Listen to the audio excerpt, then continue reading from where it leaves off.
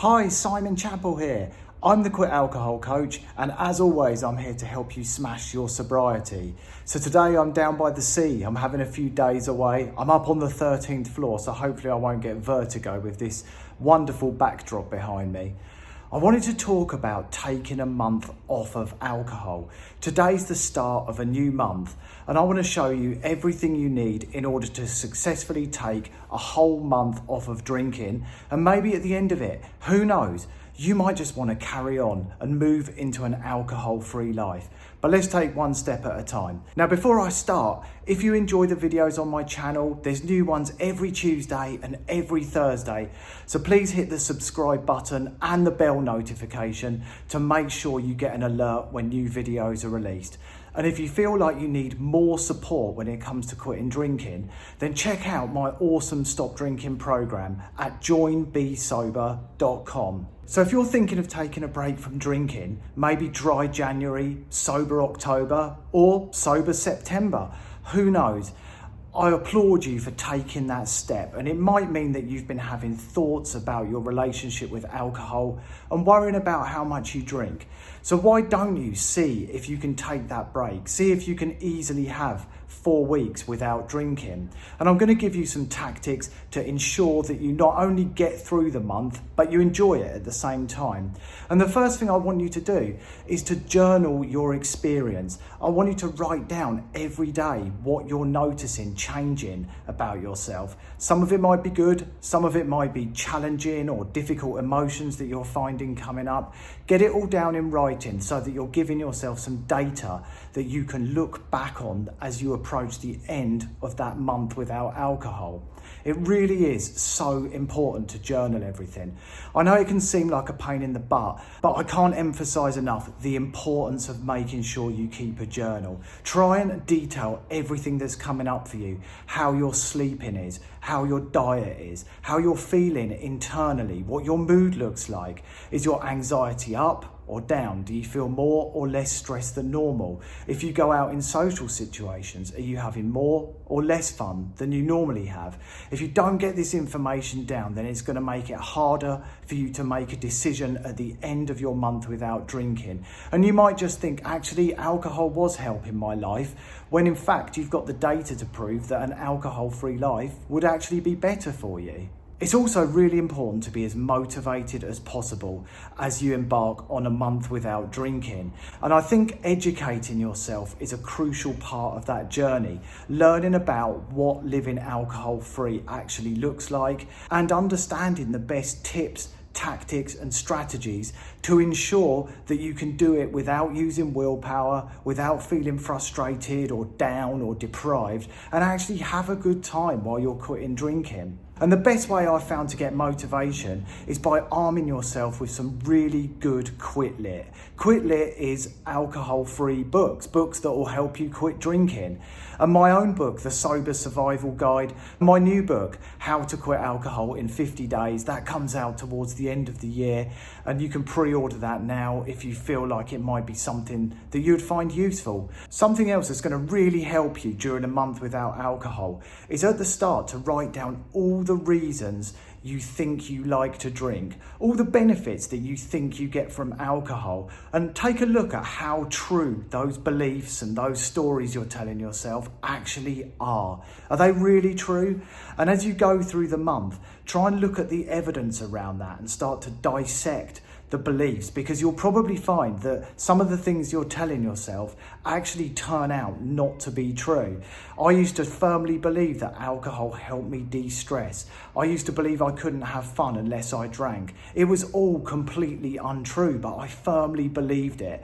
And until I actually stepped forward and was able to take a break from drinking, I wasn't able to realise that those beliefs were just holding me back. They were limiting me from being the best version of myself. So as you move through that month, make sure you've written down all your beliefs about alcohol, all the reasons you think you like to drink, and start to become really open-minded about your beliefs being challenged, and challenge your own beliefs. When you take a break from alcohol, it's important to have a sense of determination. Try and think of a time in your life when you've been really determined to achieve something. It might have been moving home, moving to a new city, having a baby, who knows? But a time that you made a decision to do something, you became absolutely determined and you decided that you were going to make it happen no matter what got in your way.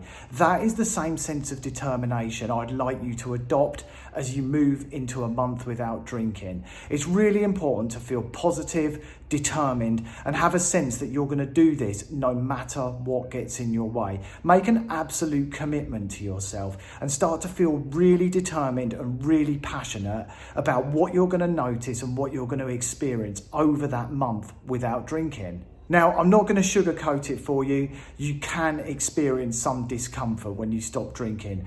If you're a heavy daily drinker like I was, then chances are you're going to feel some cravings to drink. You might feel emotional and you might feel kind of unbalanced and unstable in terms of your moods. It's important to know that after the first week or so, those feelings begin to subside. You start to become much more mentally resilient, mentally tougher, and you actually start to enjoy yourself. The cravings become less and less frequent, and it's important to just stand in the storm when those difficult times come up. Don't think to yourself that actually taking a drink is the only solution. It's the only thing that's going to solve this. It's absolutely not. Once you learn that cravings and discomfort actually pass and you stick with it, you observe it pass, and there's loads of other videos on my YouTube channel that will talk you through exactly how to handle those sort of feelings.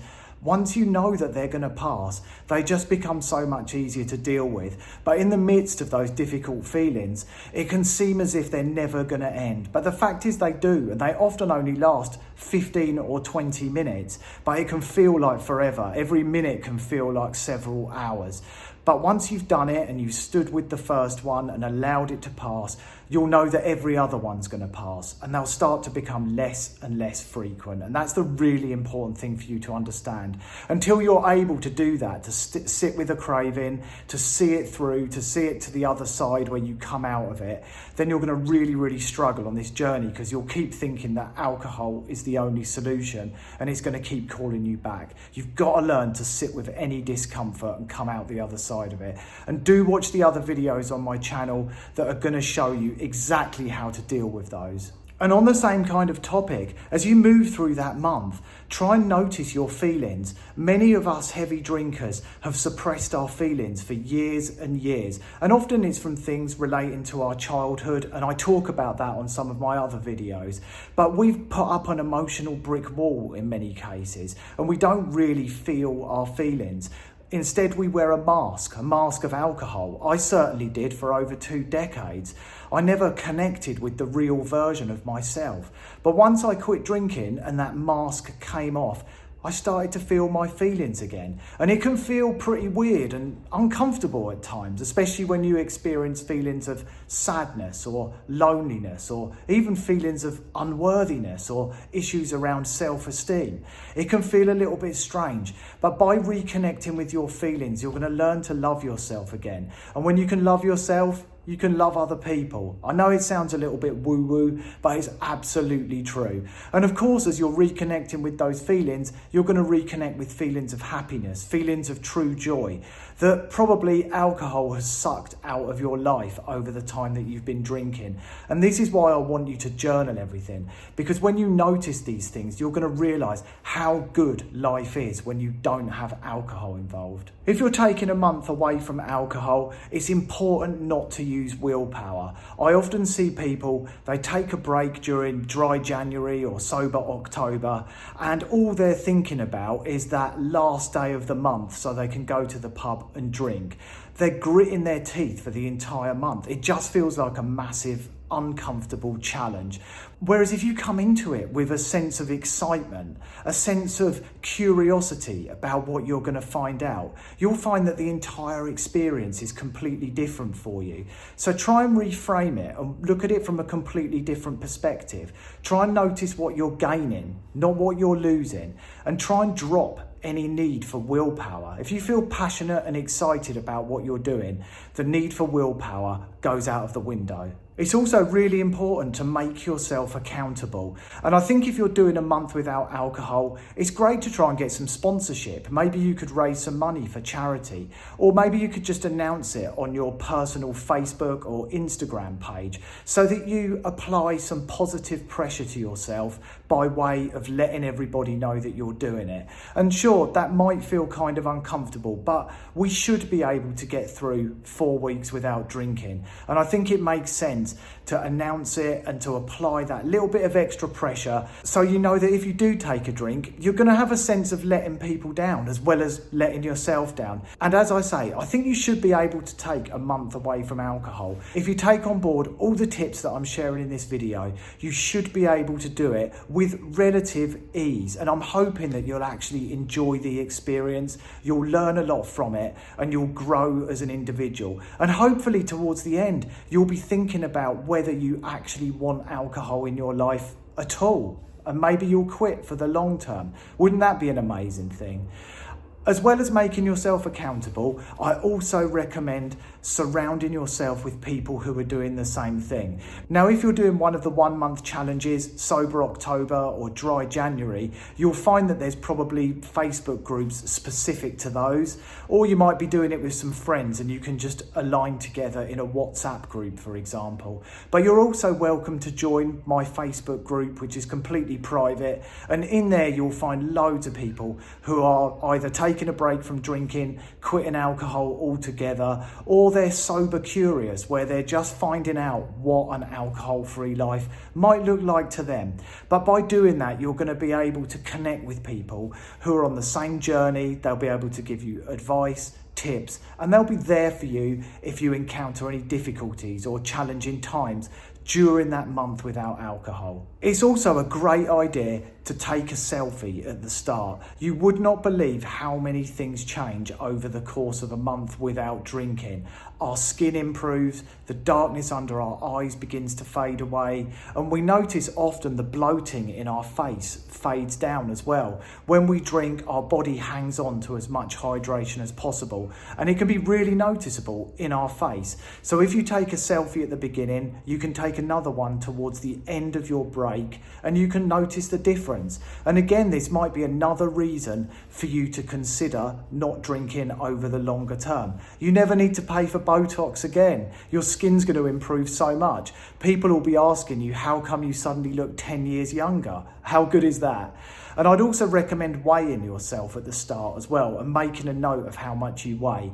Although we don't usually see much in the way of weight drop off after just a month without drinking, some people notice a difference. So it's worth tracking that. And of course, if you do decide to quit drinking for good, then you want to have that information so you can compare it as you go forward into further months without alcohol. Now, if you've got any boozy events planned in that month that you're taking a break from drinking, I strongly recommend not attending them. I didn't go to any alcohol-based events for at least 2 months after I quit drinking. I just didn't feel strong enough and I didn't want to go there. So if you've got anything planned, I recommend doing something else instead. Maybe you could switch it for a day out with the family, or go and do some exercise, go for a run, take the kids bowling, whatever feels right to you. But I wouldn't suggest going to follow your old routines, sitting in the pub with your friends feeling miserable because you feel like you can't have a drink. You want to get your mindset in a place where you feel like you don't want to drink, not that you can't have one.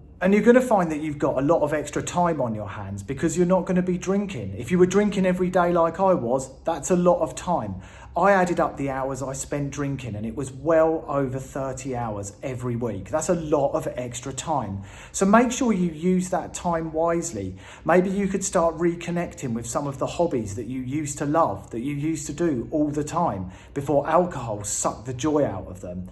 Or maybe you could do something completely new, look for some new activities, or join a group, club, or a fitness class. And that's another thing. It's important to get plenty of exercise. Now, I'm not expecting expecting you to run a marathon during that month without alcohol, but it makes sense to at least go for a brisk walk every day. If you can do more vigorous exercise like cycling, swimming or running, that's going to be awesome. That's going to really set you up for success. But as a minimum, even if it's just walking the dog, try and get out for a brisk walk on a daily basis. And you'll find that it helps you clear your head if you're having any uncomfortable thoughts or difficult feelings. And also take the time to pay attention to your nutrition. If you're eating well, it's going to serve you. Plenty of protein, plenty of vegetables, lots of fibre in your diet as well. And try and keep an eye on your hydration. Make sure you're drinking plenty of water, especially during the first couple of weeks after you quit. And as you get towards the end of your break from alcohol, look at the data. Look at all the things that have changed that you've written down. Compare the selfies. Look at your weight. How many positive benefits have you noticed after a month without drinking? If they're really positive, you should be asking yourself how you want alcohol to feature in your life as you go forward. And ask yourself the simple question, is my life better with alcohol in it or without it? And be really honest with yourself in that answer. I hope those tips set you up for success with 1 month without drinking, and I hope to see you in my Facebook group if you're thinking about extending your break beyond 1 month. I'd be so impressed. That'd be absolutely awesome.